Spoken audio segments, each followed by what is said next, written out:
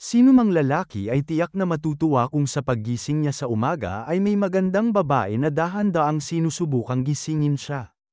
Lalong magiging kaaya-aya kung dalawa pa ang kanyang makikita at parehong tumitingin sa kanya na para bang siya ang pinakanais nilang tao sa mundo. Ngunit para kay Chu Guang, nagdulot ito ng kaunting pagkailang sapagkat malinaw na ang kanilang paglapit ay hindi na lamang pala kaibigan. Malinaw kung ano ang kanilang ninanais mula sa kanya. Gayunman, dama niya ang kasiyahan dahil tila nagtagumpay na siya sa buhay at ang lahat ng kanyang pinapangarap ay nagiging totoo. Ngunit may kakaiba, sa isip niya ay hindi dapat ganoon ang mga nilalang na naruroon sa kanyang tabi. Nang damilat siya ng lubusan, napagtanto niyang hindi iyon ang realidad. Ang matatamis na halik ng mga babae ay mabilis na napalitan ng dila ng isang higanteng nilalang na dahan-daang dinidilaan ang kanyang posibleng biktima. Noon niya naunawaan na oras na upang magising at kumilos, kung hindi ay matutunghayan na lamang niya ang kanyang sarili habang nilalamon ng halimaw. Dalawang nilalang ang biglang lumitaw sa kanyang harapan at wala silang balak magpakita ng lamang. Gutom na gutom ang mga ito at ang tanging nais ay lamunin siya ng buo, pati mga buto. Agad niyang hinanap ang anumang bagay na maaari niyang magamit, hanggang sa mahagilap niya ang isang bato. Alam niyang maling oras siya nakatulog at ngayon ay nagbabayad siya ng kapalit. Sa isang malakas na hampas, tinamaan niya ang isa sa mga halimaw, sapat upang makakuha siya ng pagkakataong makatakas. Matagal nang nakikipagbuno si Chu Guang para mabuhay sa mundong winasak ng pagkalipol, at sa kabila ng lahat ay nagiging matagumpay naman siya. Ngunit habang tumatagal, lalo ring nagiging mabangis ang mga mutant, kaya't hindi lamang lakas ang dapat sanayin kundi pati bilis sa pagtakbo. Hindi niya inakalang mahuhulog siya sa ganitong sitwasyon matapos ang isang maikling pahinga. Mabuti na lamang at hindi ganoon kalakas ang dalawang ulong hina, at mabilis din itong sumuko sa kanyang pagtakas. Nagsisimula ng dumilim at masyadong mapanganib gumalaw sa paligid na pa ng mga halimaw na uhaw sa laman. Pinakamaiging desisyon ay bumalik sa base. Kahit wala siyang nakuhang yaman, basta't makabalik siya ng buhay. Hindi nagtagal at narating niya ang harapan ng isang abandonadong ospital na nagsisilbing pasukan patungo sa kanyang lihim na kanlungan. Sa labas ay tila bulok at wasak ang gusali, ngunit sa loob nito ay marami siyang itinagong kagamitan at kayamanan. Pagpasok niya, agad niyang nasalayan ang pamilyar na kapaligirang matagal na niyang binuo. Mula sa malayo ay dumating ang isang nilalang na matagal nang naghihintay sa kanyang pagbabalik. Isa itong robot na tinatawag na Seven, ang pinakamalapit na kaalyado ng dating administrador na ngayoy tapat na naglilingkod kay Chu Guang. Sa sobrang tuwa ng makina, paikot-ikot itong sumugod sa kanya na parang batang matagal hindi nakasama ang amo. Kinailangan pa niya itong payapain sapagkat kalahating araw pa lamang siyang nawala. Matagal nang nakatira si Seven sa base at naging katuwang sa halos lahat ng gawain. Ang puok na yun ay tanging kay Chu Guang lamang at nagsilbing ligtas na kanlungan sa gitna ng mga panganib ng disyerto ng mga halimaw. Bukod sa mga makinang gamit at mga kompyuter, mayroon din itong supply, kahit kakaunti na lamang sa kasalukuyan. Bilang administrador ng lugar, may mga tungkuling kailangang gampanan si Chu Guang araw-araw. Isa rito ang pag-akit ng mga bagong tao patungo sa mundong ito sa pamamagitan ng karaniwang internet sa lupa. Mahalaga ito upang muling maibalik ang kaayusan ng teritoryo. 5 buwan na siyang naririto at ang bagong tungkulin ay naging parabang perpektong trabaho para sa kanya. Ang mundong nilalaro ng mga tao, na Worry isang ganap na laro lamang, ay umiiral dahil sa kanyang pagsisikap. Noong una, ang mga bagong manlalaro ay hindi agad naniniwala sa mga patalastas sa internet. Inakala nila na simpleng pain lamang ng mga nagbebenta. Ngunit habang tumatagal at nagsisimula silang makipag-usap, unti-unti nilang natutuklasang lahat ng ito ay totoo. Isa sa mga bagong manlalaro ay si Rodri, na ngayon lamang naranasan kung gaano katoto ang isang computer na laro. Sa oras na sumubsob siya rito, tuluyang naputol ang kanyang ugnayan sa realidad dahil sa sobrang detalyadong mundo na nilamon ang kanyang kamalayan. Pinagmamasdan lahat ito ni Chu Guang at labis ang kanyang kasiyahan sa bawat bagong recruit na nagpa siya na maglaro. Ang pinakamabisang paraan ng pag-akit ay sa pamamagitan ng mga mensahe sa boses kung saan ipinaliliwanag niya ang laro bago ipadala ang diretsyong link para sa pagrerehistro. Sa ganitong paraan, madalas niyang napapapasok ang mga tao sa kanyang mundo. Marami na ring sumubok at tinapos ang mga tungkulin upang makalipat sa susunod na antas. Siya na ang administrador ngayon. Ngunit 5 buwan lamang ang nakalipas. Bago pa makarating dito, isa lamang siyang karaniwang sales manager. Isang araw, nakapagtapos siya ng malaking kontrata at nagpas siyang magdiwang. Habang nag-iinom, biglang sumikip ang kanyang dibdib, at narinig niya ang isang matinis na tunog na pumuno sa kanyang isipan. Hindi niya malilimutan ang sandaling iyon, sapagkat matapos noon, isang bagong realidad ang bumungad sa kanya, isang mundong ng panganib. Noong una, inakala niyang isang biro o pelikulang kinukunan lamang ang lahat ng nakikita niya. Kaya tumakbo siya ng tumakbo, umaasang makahanap ng daan palabas. Ngunit habang lumalayo, lalo lamang niyang nadidiskubreng pare-pareho ang paligid, mga guho, putikan, at walang katiyakan. Ang mundong yun ang bago niyang katotohanan, at wala nang balikan. Nang makita ni Chu Guang ang kanyang refleksyon, agad niyang napagtanto na naging ganap na ibang tao na siya. Sa sandaling yun, muling bumalik ang matinis na tunog na una niyang narinig noong huling segundo bago siya tuluyang mahiwalay sa tunay na mundo. Kasabay nito, biglang lumitaw ang isang sistema ng abiso sa harap ng kanyang mga mata, isang sistemang magiging karaniwan na sa kanyang paglalakbay. Doon niya nalaman na itinakda siyang maging isang scavenger sa mundong post-apocalyptic na ito, sapagkat yun ang papel na inilaan mismo ng sistema para sa kanya. Unang pumasok sa isip niya ang tumawag ng pulis, subalit wala na ang kanyang telepono matapos ang kanyang walang tigil na pagtakbo. Sa kalagayang yun, nagpalaboy-laboy siya sa malawak na disyerto buong araw hanggang sa siya ay lamunin ng matinding gutom. Kinailangan niyang makahanap ng pagkain, kung hindi ay matatapos agad ang lahat bago pa man siya makapagsimula. Sa kanyang paglalakad, natagpuan niya ang isang pamayanan ng tao. Wala siyang nadatnang tao sa bungad, ngunit nang makapasok ng kaunti, sinalubong siya ng 2 naninirahan na kakaiba ang anyo. Doon niya naisip na dapat niyang alamin ang higit pa tungkol sa bagong mundo at sa pamayanang ito. Biglang narinig niya ang isang tinig ng lalaki na nagtatanong kung mula saang kanlungan siya nagmula. Bagaman hindi pa niya kailanman narinig ang wikang yun, tila binigyan siya ng mundong ito ng kakayahang makipag-usap dito. Isang matandang armadong lalaki na nagngangalang Walter ang agad nagbanta sa kanya sa pamamagitan ng pagtutok ng baril sa kanyang ulo. Sa mahinahong ngiti, sinabi ni Chu Guang na nagkataon lamang siyang napadpad doon at naglalakad lang sa paghahanap ng pagkain. Ngunit malinaw na hindi nagbibiro ang matanda at hindi siya dapat subukin. Sa kabutihang palad, ang putok ng baril ay hindi tumama sa kanya kundi sa isang dambuhalang halimaw na lumapit ng labis sa nasabing pamayanan. Nagbabala si Walter na ang disyerto ay hindi lugar para maglaro at napakadelikado kung wala kang armas. Kung hindi, madali lamang maging pagkain ng mga halimaw at sumunod sa kapalaran ng iba na nagpabeya. Totoo ang babala ng matanda, at bagaman naging marahas ang paraan ng kanyang paalala, pinatunayan ng panahon na tama ito. Paglipas ng 5 buwan, unti-unti nang nasanay si Chu Guang sa mga patakaran ng mundong ito. Natutuhan niyang ito ay isang paralelong realidad na nabuo matapos ang dakilang digmaan, na siyang nagluwal ng napakaraming mutated na hayop. Bukod sa mga halimaw, naglipa na rin ang mga magnanakaw kaya't kailangan ng armas hindi lamang sa pakikipaglaban kundi pati sa pagtatanggol ng sarili. 5 buwan na ang nakalilipas mula nang unang tumuntong si Chu Guang sa mundong yon. Sa bawat araw ay natuto siyang lumaban at kumapit sa buhay, ngunit nanatili pa ring palaisipan sa kanya ang pinagmulan ng matinis na tunog na palaging bumabalik. Ang sagot dito ay natuklasan niya kalaunan sa pakikipagtagpo sa mga tunay na dalubhasa ng lupain. Sa kasalukuyan, nagpasya siyang pumasok sa kanyang base, ang abandonadong ospital na walang ibang naninirahan kundi siya lamang. Habang lumilipas ang mga minuto, lalong lumalakas ang tunog na parabang nanggagaling mismo sa kanyang isipan.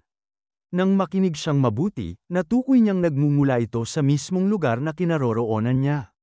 Sa bawat hakbang, palapit ng palapit siya sa pinagmulan, hanggang sa tuluyan siyang mapahinto sa harap ng isang napakalaking silid sa ilalim ng ospital. Sa dulo ng silid, tumambad sa kanya ang isang tarangkahang nagliliwanag ng mga hiblang neon. Mula roon nanggagaling ang tunog. Isang tinig mula sa kanyang kalooban ang tila nag-udyok na kailangan niyang buksan ang lihim na pintuan. Ipinatong niya ang kanyang palad at nadama niyang ang kanyang mismong fingerprint ang nagsilbing susi, tila ba siya na talaga ang itinakdang makapasok dito mula pa sa simula. Dahan-daang bumukas ang mabigat na pintuang bakal, hudyat na hindi nasayang ang lahat ng kanyang pinagdaanan. Pagbukas ng susunod na silid, nisalayan niya ang isang nilalang na bakal na makalipas ang ilang buwan ay magiging kanyang tapat na kasama. Sa mga sandaling iyon, inakala ni Chuguang na isa itong halimaw, at hindi niya alam kung ano ang dapat asahan. Ngunit sa iglap, lumapit agad ang robot gamit ang mga gulong na pumapalit sa mga paa nito.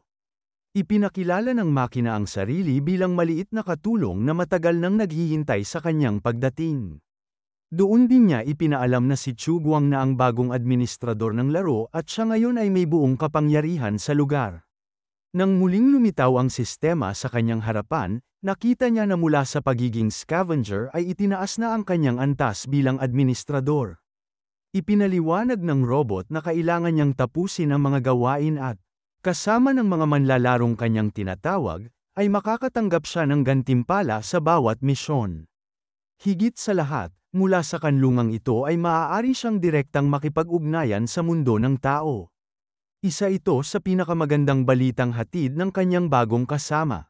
Ang kanlungan ay hindi lamang nakakakonekta sa paralelong mundo kundi mayroon din itong sariling opisyal na website.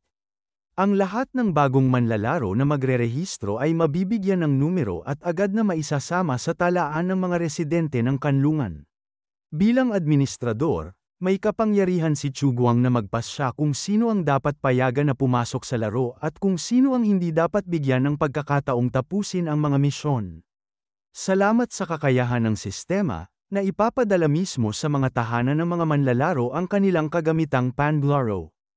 Ang pangunahing kagamitan ay isang helmet na kapag isinuot, ay unti-unting hinahatak ng sistema ang sinumang manlalaro papasok sa laro hanggang sa tuluyang malubog sa isang paralelong realidad.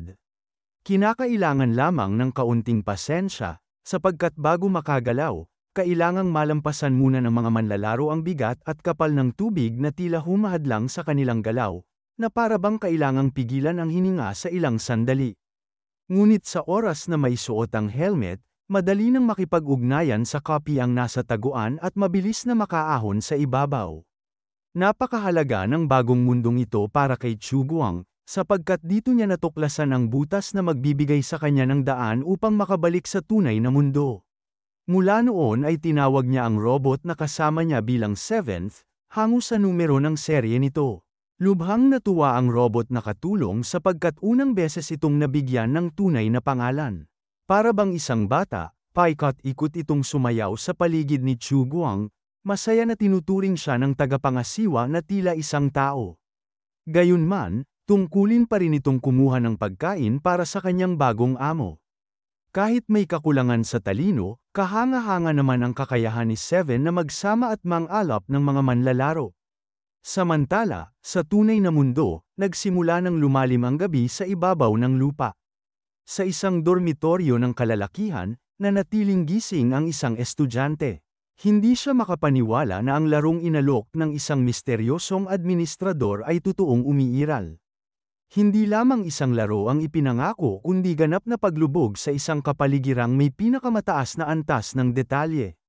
Habang si Chuguang naman ay patuloy na nakaupo sa kanyang computer sa bagong silungan, walang tigil sa pagrerekluta ng mga kasali. Halos walang pahinga maliban sa maikling oras para kumain. Pinag-aralan niya ng mabuti ang mga lugar na nakatakdang puntahan ni Rodri at napagtanto niyang higit pa sa karaniwang computer game ang maaaring maging mukha ng larong ito. Kung tunay ngang umiiral ito, lahat ng babaeng nilikha noon ay maaari ng magkatawang tao. Ang ideya na sila ay mabubuhay at magbibigay ligaya sa kanilang naging asawa ay bagay na kaaya-aya para kay Rodri. Sa isip niya ay wala nang saysay ang mag-aksaya ng oras. Kinailangan lamang niyang malaman kung gaano kitoto ang lahat at dali-dali siyang nagparehistro. Kinabukasan, matapos lumabas mula sa kantina, hindi pa rin niya nakakalimutan ang larong sinalihan. Gayunman, nalunod muna ang isip niya sa sarap ng maanghang na manok na kanyang kinain. Pagbalik niya sa dorm, napansin niyang kakaiba ang araw na yun sapagkat sa halip na computer ay isang malaking kahon ang nasa mesa. Malinaw na yun ay isang padala, ngunit labis ang laki para sa isang simpleng regalo. Hindi na siya umaasa ng anuman mula sa kanyang mga magulang, kaya't hindi niya moari kung saan nanggaling ito. Nang buksan niya ang kahon, nagulat siya sapagkat sa loob nito ay ang mismong helmet na ipinapadala ng administrador sa lahat ng kalahok. Tunay ngang hawak na niya ang kagamitang panglaro, patunay na hindi ito biro o pakulo lamang. Isinuot niya ang helmet at nabigla ng eksaktong tumugma ito sa laki ng kanyang ulo, na para bang alam ng administrador ang sukat niya. Bagaman nakapagtataka, nanaig ang kanyang pananabik na maranasan ang mga ipinangakong sensasyon. Sa isang iglap, isang umiikot na lagusan ang bumukas sa kanyang paningin at hinayla siya papasok sa isang makinang na realidad na halos makabulag. Inaasahan na niyang madadala sa piling ng kanyang mga nilikhang kasintahan at malulubog sa mundong puno ng tukso at kasayahan. Subalit bago pa man siya tuluyang makarating, isang abiso mula sa sistema ang lumitaw sa pinakadulo ng lagusan, may natitira pang 72 oras bago magsimula ang laro.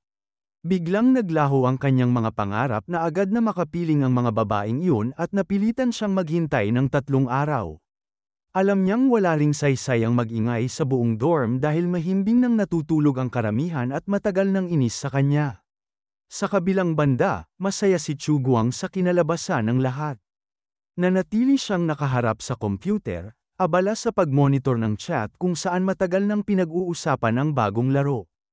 Marami ang nagnanais ng kani-kanilang helmet at kinakailangan niyang tiyakin na mabibigyan sila ng angkop na modelo. Kahit na sino mang manlalaro ay maaaring makasabay sa sistema, tanging isang gumagamit lamang ang makagagawa ng account. Mabuti na lamang at nakapagpadala siya ng paanyaya sa mga dating kakilala, kaya't hindi niya kailangang mag-alala sa pagkakaroon ng mga bagong kasali. Pagkatapos ng pagkamatay ng kanyang lolo, tuluyang pinutol ng binata ang lahat ng ugnayan sa kanyang mga kamag-anak, at marahil ay iniisip ng lahat sa mundo na siya man ay patay na rin. Sa kanyang tabi ay naroon ang robot na katulong at pinaalalahanan niya ito na napakapayak pa ng kanilang lugar. Kinakailangan nilang makabuo man lang ng isang forum. Sa unang pagtatayo ay kailangan ng maraming trabahong pisikal, kaya't higit na dapat magrekluta ng mga kalalakihan. Dahil dito, minabuti niyang maglagay ng larawan ng isang magandang babae sa pangunahing pahina upang makatawag pansin ng mga lalaki. Mabilis itong nakatulong, at sa pagbisita sa naturang pahina ay muling bumalik sa alaala ni Rodri ang kanyang pangarap na gawing totoo ang mga virtual na kasintahan. Sa panahong yun, naghahanda na si Chu Guang para sa paglulunsad ng laro at iniatas kay Seven na mapahusay ang kanilang pahina sa loob ng 3 araw. Ngunit hindi maunawaan ng robot kung bakit 4 na helmet lamang ang ipinadala ng administrador gayong 11 na ang manlalaro. Kahit patanggapin silang lahat, 10% lamang ng mga tangke ang mapupuno. Sa ngayon ay kakaunti ang kanilang supply ng pagkain, kaya't mas mainam na kaunti lamang ang mga bibig na dapat pakainin. Pinili ni Chu Guang na ituon muna ang atensyon sa 4 na manlalaro at saka na lamang palawakin. Sapat na ang 4 upang matapos ang tungkulin ng sistema, kaya't hindi kailangan ng dagdag na pabigat. Bigla siyang ginantimpalaan ng sistema ng isang nanocarbon body armor, isang makabagong gamit na agad na nailagay sa inventaryo. Ngunit higit na kapanapanabik kaysa rito ang isang random box na naghihintay para sa kanya.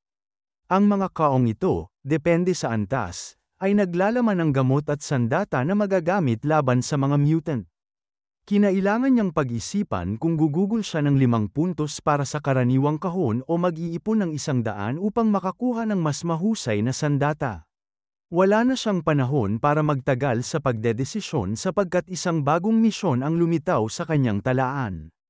Mabilis niya itong binasa at napagtanto na makakakuha siya agad ng 100 karanasan, sapat upang matustusan ang anumang kakulangan.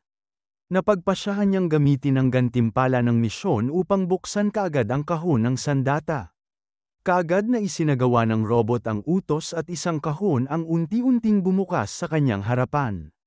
Parang eksena mula sa isang pelikula, tumambad ang usok na parang mula sa pagsabog. Ngunit pagkaraan ng ilang sandali ay napatanto ni Chu Guang na hindi lahat sa mundong ito ay makatotohanan. Hindi siya namangha sa nilaman ng imbentaryo, wala itong anyong nakakatakot na sandata. Kung pagkain lamang, mas nanaisin niyang mas marami ang ipinagkaloob kaysa iilang candy. Subalit sa gitna ng mga nahulog na bagay ay napansin niya ang isang sulat na agad niyang binuksan. Nakasaad dito ang mga salita sa wikang ginagamit ng paralelong mundo. Labis ang kanyang pagkagulat nang matuklasang hindi lamang niya ito nauunawaan kundi kaya na rin niyang basahin. Lumalabas na iniwan lamang ito ng dating administrador matapos tanggihan ang lahat ng mahahalagang bagay. Sa kabila nito, nakapagtataka kung paano nagawa ng isang tao ang ganitong teknolohiya sa panahong halos lipulin ang sangkatauhan. Wala ring nalalaman ang robot hinggil sa dating administrador sapagkat na-activate lamang ang kanyang programa pagkaraang dumating si Chu Guang sa silungan. Malamang na may iniwang bakas ng impormasyon, kaya't agad niyang pinaandar ang hologram upang siyasatin ang mga tala ng silungan. Mula rito ay kanyang nalaman na sa huling digmaan, parehong naglahong kasama ang kanilang kaaway ang dalawang panig. At pagkaraan nito, pumasok ang sangkatauhan sa tinatawag na panahon ng wasteland. Gayunman, hindi niya natagpuan ang anumang detalye tungkol sa mga dating administrador. Napagpasyahan niyang ipagpaliban muna ang usaping iyon sapagkat 3 araw na lamang ay darating na ang mga manlalaro. Sa kasalukuyan, mas nararapat na magtungo siya sa sentro ng pag-recycle upang kumpletuhin ang isang mahalagang gawain.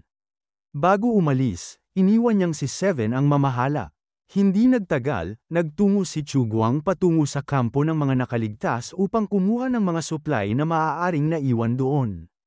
Mapanganib ang daan mula sa silungan, sapagkat kahit isang daga ay hindi makakalusot sa mga dalawang ulong hina. Halatang-halata sa mga ito ang matinding gutom at nakamamatay na lapitan. Hindi nagtagal ay natagpuan niya ang sarili sa harap ng 2 gutom na halimaw. Handa naman si Chu Guang sa ganitong tagpo sapagkat ilang araw na rin siyang nasa lugar na yun at inaasahan na niya ang ganitong mga mutant. Basta't may sandata, hindi mahirap harapin kahit 2 sa kanila nang hindi nauubos ang kanyang karanasan. Gayunman, laking pagtataka niya na hindi siya inatake ng mga nilalang. Mabilis ding lumipas ang panganib. Ang mga hayop na ito ang pangunahing banta sa mga nakaligtas, may malalakas at mahihina sa kanilang mga pangkat. Ang mga 2 ulong hina, bagaman hindi kasing lakas ng ibang mutant, ay kilala sa pagpapadala ng ilang kasapi upang magsilbing tiktik, kahalintulad ng mga mutedong ipis na palaging nanghuhuli bilang grupo. Sa mga nagiging biktima nila, iisa lamang ang kalalabasan, ang walang kaligtasang kamatayan. Napakaraming nilalang ang nagkukubli sa dilim at isang maling galaw lamang ay maaaring humantong sa kapahamakan. Hindi nagtagal, narating ni Chu Guang ang kampo ng mga nakaligtas at umaasa siyang hindi masasayang ang kanyang paglalakbay. Una niyang tinungo ang sentro ng pag-recycle upang makakuha ng ilang chips mula sa may-ari roon. Luma na ang mga timangan ng lugar at madalas ay mali ang bigat na ipinapakita, dahilan upang madaling malinlang ang mga customer. Sa pagkakataong ito, ang customer ay si Chu Guang mismo, at ilang baryang kabayaran ang ibinigay sa kanya ng matandang si Charlie, ang tagapamahala ng sentro. 3 chips ang kabuuang nakuha niya, at maaari na sanang makabili ng isang bagay na may halaga gamit ang mga ito. Ipinaliwanag ng matanda na wala siyang mga baril, sapagkat hindi siya nag-iimbak ng ganoong gamit sa kanyang sentro. Tanging pagkain at gatong ang mayroon siya, mga bagay na kinakailangang makuha bago pa sumapit ang malamig na panahon. Ayon kay Charlie, darating ng mas maaga ang taglamig ngayong taon at inaasahan ang unang pag-ulan ng nyebe sa buwan ng Oktubre. Nagsisimula na ring maghanda ang mga mutant sa kapatagan, isang masamang balita para sa sinumang nakaligtas. Kapag natakpan ng nyebe ang paligid, mahirap nang malaman kung isang halimaw ang nakatago sa ilalim nito o kung bakal lamang ang mahuhukay doon. Kapag dumating ang nyebe, titigil na rin ang mga naglalakbay na mga ngalakal sa pagpunta at mananatili na lamang sila sa kani-kanilang mga lupain. Isinalaysay ni Charlie ang ilang bagay tungkol sa mundo, sapagkat bago siya naging alipin ay nakatira rin siya sa isa pang silungan. Noong mga nakaraang taon, siya ay nabihag ng mga mangangalakal ng alipin at ipinagbili sa palengke kung saan siya nabili ng pinuno ng kampo. Mula noon, siya ang inatas ang humarap sa mga scavenger at sana ay natupad na niya ang tungkuling iyon kung hindi sumiklab ang kaguluhan. Sa ibang pagkakataon, marahil ay naging isang inhinyero, doktor, o siyentipiko pa siya tulad ng kanyang mga ninuno. Malaki ang naging papel ni Charlie sa buhay ni Chu Guang, at sa araw na iyon ay pinaalalahanan niya ang binata na mag-ingat sa gitna ng malawak na kapatagan. Ang matanda ay nagmalasakit sapagkat inakala niyang isa ring nakaligtas mula sa ibang silungan si Chu Guang. At hindi niya batid ang tunay na pinagmulan nito. Sa huli, 3 chips lamang ang nakuha ng binata mula kay Charlie, at tila ba wala siyang magagamit na higit na mahalaga kapalit nito. Nang kanyang bilangin ang lahat ng laman ng kanyang bulsa, natuklasan niyang may 50 chips na siya sa kabuuan, isang halaga na maituturing na kayamanan ng isang pamilya. Ngunit hindi pa rin sapat upang magsimula ng pagtatayo ng silungan. Kailangan muna niyang ayusin ang paligid ng silungan at bumili ng mga kasangkapang gagamitin para rito. Ang larong ito ay higit pa sa makatotohanan, kaya't ang mga manlalaro ay kailangang magsimula mula sa pinakailalim. Kailangang alalahanin ang mga karaniwang gawain at gamitin ang anumang kasangkapang mahahanap. Pinakamahalaga ang pagkain, sapagkat sa mga unang linggo, wala pang sinumang baguhan ang marunong mangaso. Kapag nasabay na ang kopya ng manlalaro, ito ay nagiging isang buhay na nilalang, na nangangahulugan ding kakailanganin nito ng pagkain. Kapag hindi natugunan ang pangangailangang iyon, mapipilitan ang mga bagong manlalaro na gumawa ng malulubhang hakbang. Dahil dito, kinakailangang makakuha ng sapat na pagkain para sa 5 tao na tatagal ng 1 linggo. Kahit 2 beses lamang sa isang araw ang pagkain. Maaaring ituring na palitan ang mga manlalaro, kaya't hindi kailangang pagtuunan ng kalidad ang pagkain. Napagpasyahan niyang kumuha na lamang ng berdeng trigo mula sa kalapit na bukirin na magsisilbing pangunahing pagkain ng mga manlalaro. Sa kanyang paglalakad, nakatagpo siya ng isang batang babae na nasa bukas na lugar. Si Belle yun, at agad siyang nagpaumanhin sa pagkagulat na naidulot kay Chu Guang. Ipinaliwanag niyang narinig niya ang mga kakaibang ingay mula sa taguan at inakala niyang may magnanakaw doon. Nag-alok si Belle na siya na lamang ang magbabantay ng tirahan ni Chu Guang kapag wala ito, dahil wala rin naman siyang magawa sa sarili niyang tahanan. Sa murang edad, maaari na rin siyang ituring na dalaga, at ayon sa kaugalian, sapat na ang kanyang gulang upang makapag-asawa. Hindi kailanman naging masamang tao si Chu Guang, at nang minsang magutom si Belle ay pinakain niya ito ng sariwang sabaw. Sa pagkakataong ito, muli niyang hindi hinayaang wala itong makuha. Upang hindi rin siya magalit, iniabot niya rito ang isang candy. Mabilis namang tinangka ng dalaga na kagatin ito nang hindi tinatanggal ang pambalot, nakalimutang ang pinakamatamis ay nasa loob. Naunawaan ng binata na hindi sanay ang mga bata sa ganoong klaseng pagkain, kaya tinulungan niya itong buksan ang pambalot. Ngumiti si Belle at matamang tinitigan ng candy na parabang isang kayamanang hindi niya kailanman natikman noon. Sa tunay na mundo, marahil ay nasa paaralan pa ang batang ito, ngunit sa halip ay pawang paghihirap ang dinaranas niya rito. Labis ang kanyang galak nang malasahan ang tamis na iyon, isang bagay na karaniwan lamang sa lahat ng bata sa dating mundo. Maswerte si Belle sapagkat hindi lahat ng bata sa kanilang pamayanan ay nagkaroon ng ganitong pagkakataon. Lubos ang pasasalamat ng dalaga at malakas pa siyang nagpasalamat kay Chu Guang sa handog. Natutuwa ang binata na kahit paano ay napaganya ang buhay ng kanyang kaibigan. Hindi siya likas na ngumiti, ngunit natuwa rin si Belle na kahit papaano ay napasaya niya ito. At dahil hindi siya makasariling bata, ayaw niyang siya lamang ang makinabang sa matatamis na lasa ng candy. Gusto sanang ipatikim ni Belle kay Chu Guang ang lollipop na iyon dahil napakahirap makahanap ng ganoong klaseng candy sa lugar na ito. Sa kanya ay napakatamis at masarap ng lasa, ngunit nagtaka siya nang iwasan lamang iyon ng binata. Mas mainam na pagtuunan niya ng pansin kung paano aalagaan ang bahay nito habang nasa isang mahalagang misyon. Sa isang iglap ay bigla niyang napansin na siya na lamang ang naiwan, at labis siyang nagulat na agad itong nawala sa kanyang paningin. Mabilis siyang sumigaw na siya ang bahala sa kanlungan nito at maaari itong umasa sa kanya anumang oras. Samantala, nakabalik na si Chu Guang sa kanyang taguan. Kasama ang kanyang robot na walang tigil na sumusunod sa bawat hakbang ng amo. Lumipas ang 3 araw at dumating ang oras na may panibagong mga manlalaro na papasok sa kanyang lokasyon. Bawat isa ay dadaan sa parehong proseso at sa huli ay magsasama-sama sa iisang pangkat. 4 ang napiling unang makaranas ng paglipat mula sa dating realidad tungo sa bago, isang alaala na matagal nilang dadalhin at muling pag-uusapan. Ang unang dumating ay si Rodri. Sa kanyang pagmulat, natanto niyang nasa loob siya ng isang kapsula na puno ng tubig. At ang lahat ng kanyang nakaraan ay naiwan na. Sa paglabas, sinalubong siya ng isang kapaligirang tila mas totoo pa kaysa sa dati niyang mundo. Doon magsisimula ang bago nilang buhay at matatagalan bago tuluyang malimutan ang kanilang pinanggalingan. Si Frank naman ay nagpangyaring kurutin ng sarili upang matiyak na ang sakit na nararamdaman ay kasing totoo ng sa tunay na mundo. Si David ay bahagyang nabigo sapagkat hindi siya nakapili ng katauhang babae, bagay na pinagnasaan niyang gawin. Samantala, si Oliver ay hindi makapaniwala sa antas ng realidad ng mundong ito. Habang si Rodri ay ramdam pa ang pagkatuyo ng kanyang saplot na iniwan ng tubig mula sa kapsula, patunay na tunay ang bawat detalye. Sa kanilang pagbabalik tanaw, narinig nila ang mga yabag mula sa bakal na pinto. Sinalubong sila ng tagapangasiwa, ang parehong taong nagpadala ng direktang imbitasyon para sa kanilang pagpaparehistro.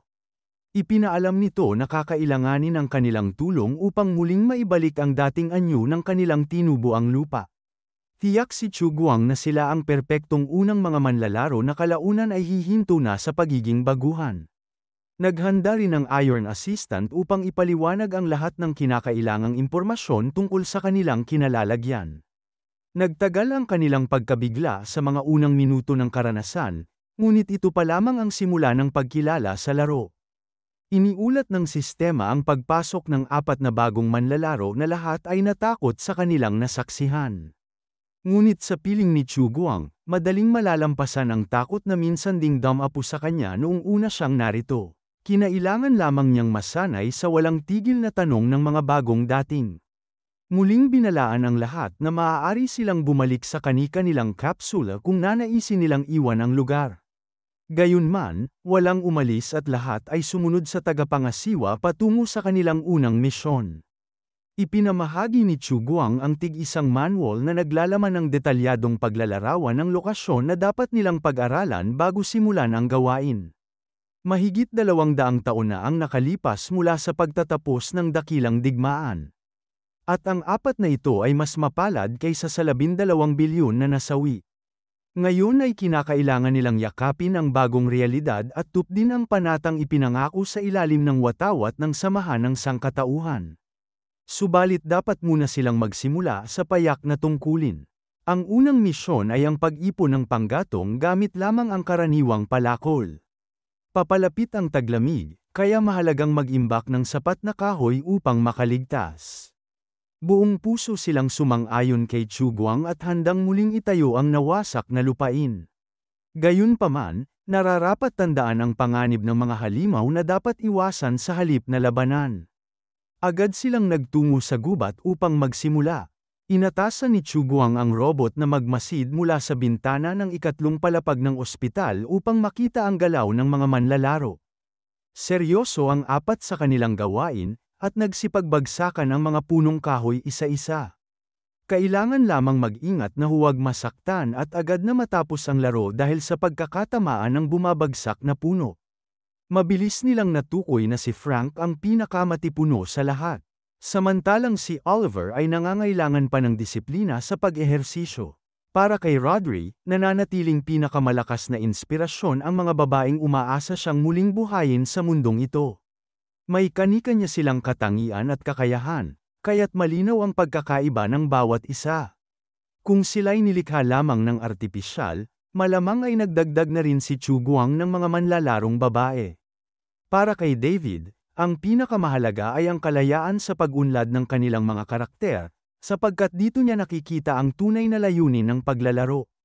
At kung ipagpapatuloy nila ang iisang landas ng magkakasama, baka sa kalaunan ay matsyempuhan nila ang mga nilalang gaya ng mga diwata sa kagubatan, o kaya'y maliga sa piling ng halimaw na may balak na lapitan at tuklasin si Rodri. Narinig ng lahat ang malinaw na bilin ng administrador na bawal silang lumayo mula sa ospital, dahil kung hindi ay may kapangyarihan si Chu Guang na ipagbawal ang sinuman. Ang mga utos ng administrador ang pinakamahalaga sa lugar na iyon, at lahat ng nakatira sa silungan ay obligado na sumunod. Habang patuloy na nagtatrabaho, hindi maunawaan ni Rodri kung bakit kailangan niyang sumunod sa administrador sa lahat ng bagay, na para bang pinalitan nito ang Diyos sa kanyang buhay. Ngunit agad siyang nakaramdam ng sagot, at hindi yun isang bagay na magugustuhan niya. Biglang nagbago ang ihip ng paligid at bumigat ang atmosfera. Isang iglap lang, may tumama sa lupa mula sa matinding bilis, na para bang may rektong bumagsak malapit sa kanila. Napadapa siya at napatingala, at doon niya nasalayan ang unang nilalang na nagbanta sa kanilang mundo. Halos mamatay siya sa isang iglap, at ang may kagagawan ay ang nilalang na lumilipad sa kalangitan. Sa harapan niya ay isang dambuhalang pakpak ang halimaw na malayong-malayo ang anyo sa mga ibon ng dating mundo. Hindi karaniwang ibon ang may matang puno ng gutom at bangis, at hindi rin sila nangangaso ng tao ng ganoon kalupit. Mabilis na natukoy ng robot ang panganib habang tinutupad ang atas ng kanyang amo. Tumakbo ito pabalik sa base at nagulat na may seryosong problema, at kailangan nilang tawagin si Chu Guang.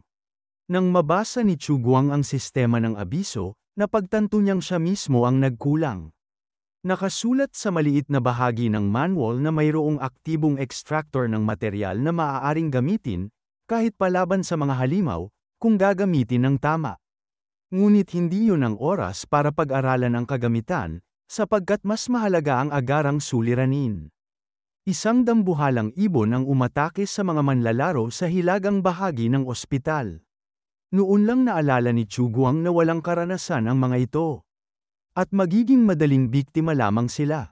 Ang nilalang din ay tila alam na ang mga manlalaro ay mga bagong dating sa mundong iyon, kaya't naglakas loob na sumalakay. Madalas ngang lumilipad ang ganitong mga hayop sa itaas ng kagubatan, ngunit ngayon lamang isa sa kanila ang nakakita ng mga manlalaro.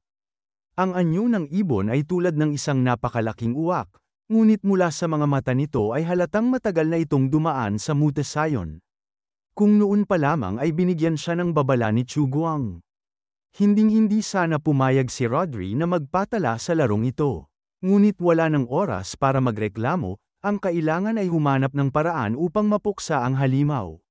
Para kay Frank, isa itong pagkakataon na patunayan ang sarili, at buong tiwala siyang kakayanin nila basta't naruroon siya. Ngunit kung hindi unang umatake ang nilalang at hindi ito bumaba sa lupa, ang plano ay manatiling kalmado at huwag magsimula ng laban. Sa lahat ng manlalaro, si Oliver ang nagpakita ng tapang at handang sumugod. Ngunit isang saglit lang, napagtanto niyang ang kasama niya ay biglang naglaho mula sa kanyang tagiliran. Lumabas na ang iba ay matagal nang nagtago sa mga palumpong at hindi na kasing lakas ng loob gaya ng una nilang ipinakita. Nanatili pa rin ang halimaw sa paligid at may isa pang nagtapo ng bato upang agawin ang atensyon nito. Nang tumingin pababa ang mutante, napansin nito ang isang manlalaro na kapansin-pansin ang pagkakaiba sa iba. Nasa kanyang mga kamay ang parehong bato, ngunit hindi siya natakot na lumantad mula sa pinagtataguan at sumabak sa labanan. Si Chu Guang yun, at agad niyang inihagis ang bato upang subukang pabagsakin ang ibon. Ngunit hindi gumana ang simpleng paraan, kaya kinakailangan ng mas angkop na sandata laban sa dambuhalang halimaw. Laging may dalang kagamitan si Chu Guang, at iyon ang kanyang naging kalamangan. Ang mga hayop ng mundong iyon, gaano man katalino ang kanilang mutesyong utak, ay hindi kailanman hihigit sa talino ng tao. At iyon mismo ang ginamit niya. Sa isang mabilis at tumpak na pagpitik, Inihagis niya ang isang metal na pamalo na tumagos sa katawan ng ibon at agad na nagpatigil sa laban. Natapos ang engkwentro bago pa man ito tunay na nagsimula. Nakita ng lahat kung gaano siya kalakas, at maging si Frank na unang nagboluntaryo ay nauwi rin sa pagtatago katulad ng iba. Ngunit pinatunayan ng administrador ang kanyang pangako na naroon siya sa oras ng pangangailangan. Ang napatay na mutante ay agad na niluto, tinuhag at inihaw sa sariwang hangin. Walang dapat ay panggambas sa pagkain nito dahil si Chuguang mismo ang nag-ihaw ng maayos. Habang sila'y kumakain, ipinaliwanag niya na hindi lamang mga ibon at hayop sa lupa ang dumadaan sa mutasayon, kundi maging ang ilang uri ng bakterya. Ang mga mutante ay isa lamang sa maraming banta na kakaharapin nila mula ngayon. Ngunit hindi rin dapat kalimutan na minsan, ang tao rin ay mas mapanganib kaysa alinmang halimaw. Habang hinihintay nilang maluto ang karne, pinaalalahanan sila na sa disyertong ito, bihirang-bihira silang makakakain ng inihaw na karne. Ang mga tira-tira ay maaari sanang ilagay sa refrigerator, subalit ang ganitong bagay ay pagmamay-ari lamang ng pinuno ng kampo ng mga nakaligtas. Noon lamang narinig ng mga kabataan ang tungkol sa lider na ito, na matagal nang naninirahan sa isang kastilyo kasama ang kanyang grupo. Sa isip ni Roderick, umusbong ang pangarap na balang araw ay makatawid din siya sa pintuan ng sariling kastilyo, kung saan may mga magandang dalagang may ngiti ang sasalubong sa kanya. Tila isa sa mga dalagang iyon ay maaaring makapagpainit ng higa ni David, at higit pa kung tatlo ang naroon ng sabay-sabay. Subalit iniwan niya muna ang ganoong mga pag-iisip at nagtanong kung gaano karaming panggatong ang kailangan nilang tipunin upang matapos ang gawain. Kailangan nila ng napakarami, dahil kung magiging napakalamig ng taglamig ay tiyak na mapapahamak sila. Ang pangunahing alalahanin ni Chuguang ay kung paano mapipigilan ang grupo na gumawa ng mga kalokohan na magdudulot ng gulo sa hinaharap. Isang ideya ang naisip niya, ang pagbibigay ng mga gantimpala gamit ang puntos. Ang mga batang naglalaro ay maaaring makakuha ng puntos at ipagpalit ito sa mahahalagang gamit o masasarap na pagkain. Halimbawa, kung makakakita sila ng kahoy na kasing lapad ng isang braso at mahahati ito sa metrong piraso, ituturing iyon na 1 puntos. Kung kasing taba ng hita ang kahoy, 2 puntos ang katumbas. Natuwa siya sa sariling naisip at ipinaliwanag na pagkatapos ng gawain ay may naghihintay na gantimpala para sa kanila. Hindi pa man niya natatapos ang pagsasalita, nagsitakbo na agad ang mga manlalaro upang magputol pa ng mas maraming puno. Pagsapit ng dapit hapon, marami ang napahiga sa lupa dahil sa sobrang pagod. Lahat sila ay nagsikap at nakalikom ng kabuuang 2,000 puntos. Masayang binati ni Chuguang ang lahat. Si Frank ang nagningning bilang kampyon, nakapagtala siya ng higit 800 puntos. Sina Rodri at David naman ay umabot ng mahigit 400, bagay na pinuri ng administrador. Si Oliver lamang ang nakakuha ng pinakamababa, hindi man lang lumampas sa 300. Gayunpaman, nagpakita ng magandang samahan ng grupo at nagsalo pa ng pagkain kasama siya. Alam ni Chuguang na kung tsokolate lang ang ipapamigay niya kapalit ng 100 punong kahoy, baka siya pa ang kalbuhin ng mga ito. Nagpasya siyang palawakin pa ang sistema ng puntos. Maaari itong ipalit hindi lamang sa gamit kundi maging sa barya para sa muling pagkabuhay, na karaniwang inaabot ng 3 araw. Kailangan nilang samantalahin ang pagkakataon bago magkaroon ng bagong bersyon ang laro. Ang orihinal na plano ni Chuguang ay bigyan sila ng chips, ngunit kakaunti lamang ang meron siya. Napansin ni David na wala pang kuryente sa kanilang base at iminungkahi na maglagay ng generator kung may makakahanap ng paraan.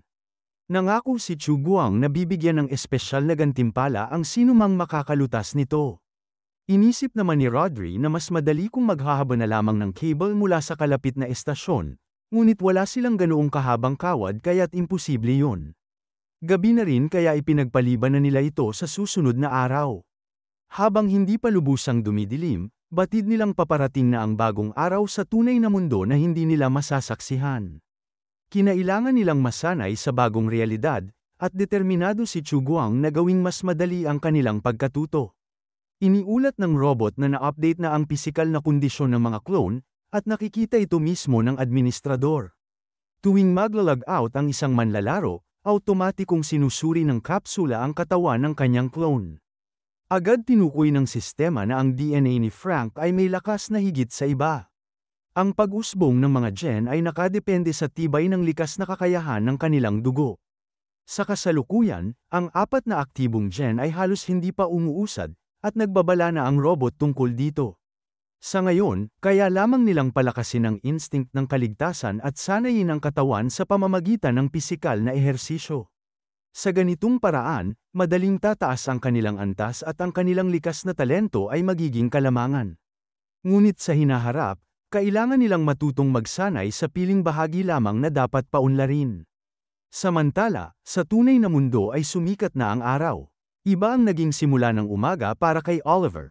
Hawak ang helmet ng laro, alam niyang magbabago na ang kanyang buhay mula sa araw na yon. Plano niyang itanong kay Professor Christopher ang tungkol sa generator kapag nagkita sila sa tanghalian. Ngunit pagdating niya sa kantina, napansin niyang walang nakaupo sa lamesa na karaniwang inuuklupan ng guro. Ang batang propesor ay kararating pa lamang at sinalubong ng mga estudyanteng labis na humahanga sa kanya. Sanay na si Christopher sa masiglang pagbati ng mga dalagang estudyante at magiliw niyang tinugon ito. Hinahangaan siya sa kanyang kabataang anyo at sa husay ng kanyang pakikisalamuha. Si Oliver, sa kabilang banda, ay tahimik at nagkunwaring abala sa pagbabasa ng pahayagan. Ang iniisip lamang niya ay kung paano makakagawa ng kuryente sa ganoong uri ng mundo. Kamakailan lamang ay nakabasa siya ng kwento tungkol sa isang post-apocalyptic na mundo at inisip niyang magugustuhan iyon ni Christopher. Subalit ibang-iba ang interes ng propesor, at hindi siya naaaliw sa mga kathang-isip na iyon. Gayunman, porsigido si Oliver na makahanap ng kasagutan tungkol sa generator. Hindi gaanong binibigyang halaga ni Christopher ang mga ganoong usapan at umaasang mauuwi sila sa ibang paksa. Ngunit bigla siyang tumayo at tumingin ng diretsyo sa mga mata ng matagal na niyang kaibigan. Nabahala si Oliver, hindi niya maintindihan kung bakit tila nahulaan ng propesor ang karanasan niya kahapon. Hindi nagpahalata si Christopher, ngunit sa loob-loob niya ay mainit ang kanyang damdamin. Naging masyadong mapanuri ang kanyang kaibigan. Sa huli, pabirong sinabi ni Christopher na huwag gawing seryoso ang lahat. Kailangang masanay si Oliver sa ganoong biro, kahit hindi niya nagustuhan. Para kay Oliver, mas mabuti na sana kung hindi na lamang siya nagbiro. Inamin ng lalaki na kakaunti lamang ang nalalaman niya tungkol sa mundo matapos ang pagguho, sapagkat mas nasanay siyang magbasa ng mga nobelang tungkol sa cultivation. Ang mga pangyayari sa mundong yun ay naganap 200 taon matapos ang isang malawakang sakunang nuklear, at ang pagkakalarawan nito ay halos karaniwan na sa ganitong uri ng kwento. Mahirap lutasin ang suliranin ng enerhiya dahil ang mga electromagnetic pulse mula sa mga pagsabog ay agad nasisira sa anumang hindi protektadong kagamitan. Ang tanging maaring ialok sa ganoong kalagayan ay mga pribadong generator para sa mga tirahan at kainan, subalit tiyak na matagal na itong naalis mula sa mga gusali. Gayunpaman, may natuklasang paraan. Naisip ni Christopher ang isang kapaki-pakinabang na ideya at ang kanyang kaibigan ay agad na naghanda upang isulat ang bawat detalye. Bawat sasakyan ay may generator na maaaring muling gamitin. Kapag naayos ito at napaikot ang rotor, makalilikha ito ng tuloy-tuloy na 12 boltahe, sapat upang magbigay ng liwanag sa isang maliit na silid. Matibay at maaasahan ito upang magtagal sa isang mundong wasak ng sakuna. Habang abala na siyang sisimulan ang kanyang balak, bigla siyang hinarang ng isang grupo ng mga mag-aaral. Hiningi ng mga ito ang tulong ng kanilang batang guro, sapagkat nagiging mas mahirap na para sa kanila ang patuloy na pagkatuto. Samantala, nais namang tapusin ni Oliver ang kanyang pangunahing tungkulin kaya minarapat niyang itanong sa administrador kung saan makakahanap ng angkop na sasakyan. Sa sandaling yun, naramdaman niya ang pag-vibrate ng kanyang telepono, tanda ng bagong impormasyon mula sa laro. Pagbukas ng chat, napansin niyang matagal nang nagsusulat si David tungkol sa kanyang karanasan at ibinabahagi ang damdamin nito habang naglalaro. Hindi ito pumapasok sa trabaho at ginugugol ang oras sa harap ng computer, subalit kahit papaano'y may kita mula sa mga donasyon ng kanyang manonood. Ngayon, malugod niyang sinalubong ang kanyang audience at umaasang maibabahagi niya ang lahat ng detalye. Ang usapan ay patungkol sa administrador na si Chu Guang at ang kanyang bakal na katulong. Napansin ni David na taglay ng dalawa ang mga impormasyon na tanging isang tunay na tao lamang ang maaaring makaalam. Umaasa siyang sa mga tagapanood ng kanyang palabas ay mayroong handang makibahagi sa kakaibang larong ito. Hindi nagtagal, nakita niya sa monitor na online din si Chu Guang at nanonood mismo ng kanyang palabas. Totoo nga, sapagkat mula pa kanina'y tahimik na sinusubaybayan ni Chu Guang ang mga pangyayari mula sa kabilang panig ng screen. Gayunman, hindi pa kailangang magmadali sa pagkuha ng mga bagong manlalaro dahil wala pa siyang inihahandang mga pagsubok para sa susunod na grupo. Lumikha si David ng isang pangkat na chat para sa lahat ng kalahok ng kanyang stream at automatikong ginawang administrador si Chu Guang. Habang lumilipas ang panahon, nagbabago ang antas ng katapatan ng mga manlalaro batay sa kanilang level. Sa una ay mababa at puno ng pag-aalinlangan ang pagtanggap sa mga baguhan, ngunit habang tumataas ang antas, nadaragdagan din ang katapatan at ranggo ng bawat isa. Upang mapabilis ang pag-angat ng katapatan, kinakailangan nilang tapusin ang mga misyong ibinibigay ng administrador. Si Rodri pa nga ay nagdugo ang ilong nang masilayan ang mga babaeng may kakayahang umabot sa pinakamataas na antas ng katapatan. Naging mas malinaw pa ang impormasyon nang ilabas ito sa opisyal na website, at dumating na ang oras upang si Chu Guang ay magpatuloy sa kanyang gawain. Naging maayos ang unang pagsasabay ng mga clone at maaari nang sumulong sa susunod na yugto ng plano, kung saan ang bawat manlalaro ay kinakailangang makipag-ugnayan gamit ang kanilang sariling clone sa loob ng laro. Upang maisakatuparan ito, kailangan nila ng opisyal na helmet panglaro. Biglang tinanong ni Chu Guang ang kanyang katulong kung posible bang i-connecta ang kanyang kamalayan sa isang clone kung sakaling makakuha siya ng ganoong helmet. Ngunit ipinaalala ng robot na wala itong datos ng DNA ni Chu Guang, kaya't halos imposibleng magamit ang mga clone.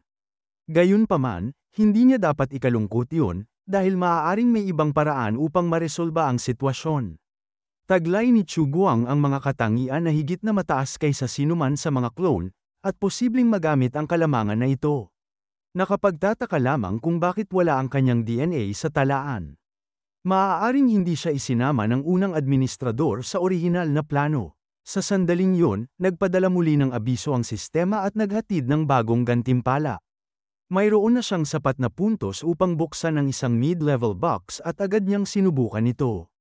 Ngunit ang natanggap ay hindi isang mabigat na sandata, kundi isang bagay na bahagya lamang na makapagpapalakas sa kanya. Tila kakaiba sapagkat ang gamit na ito ay mahigit 200 taon nang nakaimbak at dapat ay nawalan na ng bisa. Pinatunayan naman ng robot na lahat ng kagamitan dito ay may pinakamataas na kalidad. Kaya tiyak na gagana pa rin ito. Pinili ni Chu Guang na subukan ito sa kanyang sarili. Matapos ipasok ang solusyon sa kanyang katawan, inasahan niyang tutugan ito sa kanyang dugo upang maghatid ng dagdag na lakas. Ngunit matapos sukatin ang kanyang kakayahan, napagtanto niyang wala itong epekto. Gayunman, mas mabuti na ang walang resulta kaysa sa negatibo. Subalit nagmadali siya sa paghatol, dahil makalipas lamang ang ilang segundo ay naramdaman niyang nanghina ang kanyang katawan at kasabay nito'y isang alon ng init ang dahan-daang gumapang patungo sa kanyang puso. Naghanda na siya na tumanggap ng kapangyarihang makatutulong upang mas mabilis na matapos ang mga tungkulin. Ngunit makalipas ang ilang minuto, nanatili lamang ang pakiramdam ng init at wala ng iba. Lumabas na ang gamot ay sadyang napaso at nawala na ang bisa matapos ang 200 taon. Winawave niya ang mga braso sa ere, umaasang nagkakamali lang siya. Ngunit sa huli, kinailangan niyang tanggapin ang pagkatalo. Madaling nasuri ng robot ang kanyang katawan at natukoy ang lahat ng bagong katangian bilang manlalaro. Bagaman hindi nagbago ang antas ng kanyang genetic development, tumaas naman ng 1 puntos ang kanyang lakas at katawan. Ang 1 puntos sa lakas at katawan ay katumbas ng 20% ng pisikal na lakas ng isang karaniwang tao. Biglang humarap si Chu Guang sa robot at mabilis na nagtanong kung anong oras na. Eksaktong 4:00 ng madaling araw, na nangangahulugang malapit ng lumitaw ang mga bagong manlalaro online. Sa loob ng 1.5 oras, maasahang makakakonekta ang unang manlalaro. Ngunit sa ngayon, kailangan munang maghanda. Mabuti na lamang at nakahanda na ang mga mekanikal na katulong para gawin ang mga paulit-ulit na gawain. Muling nag-update ang sistema at sa halip na isang gawain, Ilang sabay-sabay na tungkulin ang lumitaw sa monitor. Kung matatapos ang 20 gawain ng sabay, makakakuha ng 150 puntos na bonus, bagaman maaaring ikamete iyon sa sobrang pagod. Alam niyang kung walang kuryente, lahat ng kanyang mga manlalaro ay babalik sa pagiging isang mabangis na tribo na unti-unting lilipat sa primitibong pamumuhay. Ngunit kung may kuryente, ipinangako sa kanya ang marangyang pamumuhay ng isang aristokrata. Bagaman ito'y kathang-isip lamang, walang anumang bagay ang malulutas kung basta na lamang siyang uupo at maghihintay ng himala. Sa sandaling yon, nakatulong ang kanilang kahapon na diskusyon sa chat. Pagkatapos ng ganoong uri ng pagpapakilala, posibleng madagdagan ang listahan ng mga manlalaro, kabilang na ang mga babae. Ang patalastas ay nagsabing dapat laruin ang laro kapag wala ang asawa sa bahay, dahil kung hindi tiyak na agos ang selos. Ngunit ang ganitong klaseng estratehiya sa patalastas ay matagal nang lipas, kaya't kinakailangan niyang mag-isip ng mas mainam na paraan upang makahikayat ng tao. Naiisip na niya kung paano mabilis na magrereklamo ang mga babaeng manlalaro na puro kabagalan at walang saysay ang larong ito. Kinailangang ilipat ang aplikasyon mula sa unang pahina ng site patungo sa ikalawa, at pinakamadaling ipagawa iyon sa kanyang katulong. Malaki rin ang naitutulong ng pagpipilian ng katangian dahil mas pinapadali nito ang pag-akit ng mga bagong gumagamit. Lahat ng ito ay plano pa lamang ni Chu Guang, at ang tunay na bisa ay malalaman lamang paglaon. Biglang dumating ang abiso ng bagong mensahe sa chat ng isa sa mga empleyado ng ahensya. Hindi inaasahan ng babae na may taong online ng ganoon kaaga at inakala niyang karaniwang patalastas lamang ito sa Messenger. Mabuti na lamang at hindi yun galing sa kliyente, sapagkat wala siyang ideya kung paano lutisin ang panibagong ipinag-utos ng kanyang amo. Matagal na siyang abala sa paghahanda ng fashion show at wala ng oras para sa mga larong pambata. Ngunit dumarami ang mga mensahe bawat minuto, kaya't napilitan siyang huminto sandali sa trabaho. Habang maingat niyang binabasa ang mga ito, napansin niyang hindi lang bata o estudyante ang mga gumagamit. Ang bagong administrador ng laro na si Chu Guang ay marahil isang developer at marunong magbago ng disenyo ng site. Nakakaaliw makita kung ano ang kanyang ginawa sa pagkakataong yun. Sa unang pahina pa lamang, bumungad na ang bagong patalastas kaya't napahinto siya at nagbasa pa. Doon inilahad ni Chu Guang ang lahat ng benepisyong hatid ng mga gamit na makukuha sa laro. Maaaring agad na tumaas ang antas ng liksi ng manlalaro at mapapabilis ang reaksyon. Madali siyang makakaiwas sa mga bala habang nagiging madaling target ang iba. Ang lakas ng katawan ang tumutukoy sa tibay at kakayahang maghilom ng sugat. Samantala, may iba't ibang pakinabang din ang talino na hindi lamang basta lohikal na pag-iisip. Sa tulong nito, madaling matutukoy ng manlalaro kung saan dapat manghuli upang makaiwas sa mga mapanganib na mutante. Kaya ring makakita ng mga bagay na hindi napapansin ng iba. Bawat hakbang ay puno ng balakid at tanging sa tulong ng mga bagong kakayahan maiiwasan ang pagkatalo. Ngunit sa pananaw ng babae, wala pa ring bago sa larong ito, kaya't ang administrador ay hindi nagdala ng anumang natatangi. Ang tanging pinagkaiba ay maaari nang pumili ang bawat manlalaro ng kanilang anyo at isagawa ang misyon sa ganoong kaanyuan. Sa tunay na buhay, hindi mo maaaring piliin kung sino ka ipapanganak. Ngunit sa laro, tulad din ng sa buhay, lahat ay nakabatay sa DNA na i-upload. Ikinagalak ng babae ang balitang ito, sapagkat ang pagbabagong iyon ay kahawig ng plastic surgery o uso sa industriya ng moda.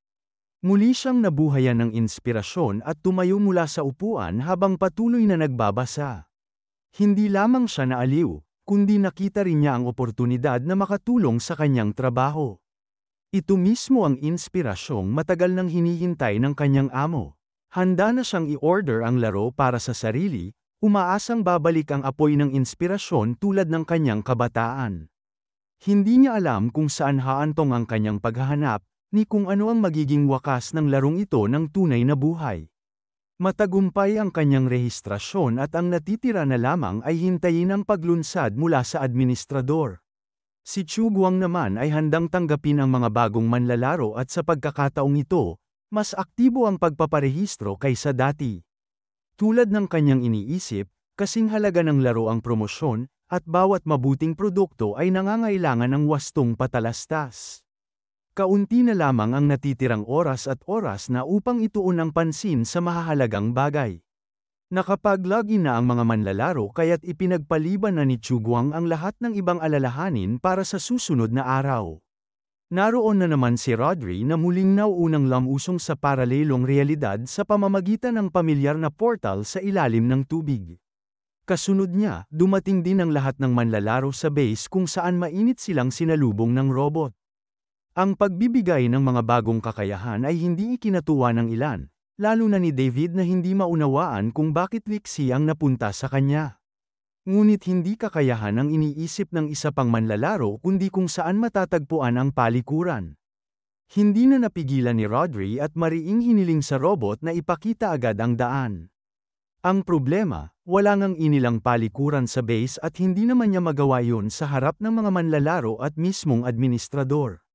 Pilit niyang tinitiis upang hindi mapahiya kay Chuguang, ngunit manipis na ang natitirang pasensya niya.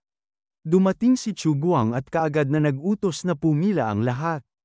Agad namang sumunod ang mga manlalaro, maliban kay Rodri na nahirapan ng manatili sa kanyang pwesto. Lumipas ang oras at higit pa ang kailangang gawin kaysa noong unang araw ng laro. Ipinaliwanag ng administrador na dapat silang mag-ipon ng mga supply tulad ng inuming tubig, gasolina, at iba pang mahahalagang gamit. Sa puntong ito, muling nakapag-inat ng kalamnan si Frank at nagkaroon ng pagkakataon si Oliver na ipamalas ang katalinuhan na dati lagi niyang inaasahan sa tunay na mundo. Kung wala ng karagdagang tanong, maaaring magsimula agad ang kanilang misyon. Ngunit imposibleng makasabay si Rodri kung hindi muna siya makakagamit ng palikuran. Hindi ito naisip ni Chuguang sa simula, at habang dumarami ang manlalaro ay lalong magiging mabigat ang suliraning ito. Unti-unting nakaramdam din ng pangangailangan ang iba pang kalahok. Ngunit sa halip na bigyang pansin, tinuloy ni Chuguang ang pagpapaliwanag ng susunod na gawain. Ni hindi man lamang siya nag-abala tungkol sa simpleng gamit gaya ng papel, kaya't napilitang gumamit si Frank ng dahon bilang pamalit. Nang buksan ng administrador ang pinto ng base, hindi na pinakinggan ng mga manlalaro ang kanyang mga tagubilin at nagmamadaling nagtungo sa kagubatan upang doon maglabas ng sama ng loob. Pagkatapos, ipinahayag na magkakaroon ng mahalagang panukala na pagbobotohan ng lahat ng manlalaro. Mas kumpiyansa na silang kumilos at ikinagulat ni Chuguang ang inihain nilang mungkahi. Si David ang unang lumapit at iminungkahi ang pagtatayo ng palikuran sa mismong base. Madali lamang daw maghukay ng malalim na hukay at lagyan ng kubol upang hindi kumalat ang amoy. Nagbigay rin ng mungkahi si Frank na mas mainam kung gagawing pataba ang mga dumi upang magamit sa hinaharap. Kung sadyang seryoso ang administrador sa pagbuo ng malaking koponan, nararapat lamang na maisaalang-alang ang ganitong bagay dahil maaari namang itabi sa mga sako ang pataba at itago sa bodega. Naalala ni David na sa kanilang bayan, isinasama sa nakasarang tangke ang dumi at mga organikong materyal upang makalikha ng biogas. Maaari itong gamitin para sa bateryang pinapagana ng methane o kaya itayo mismo ang isang planta ng kuryente mula sa palikuran. Wala pa nga silang ganoong pasilidad, subalit kung maisasagawa ng maayos ay kaya nilang lumikha ng sariling kuryente.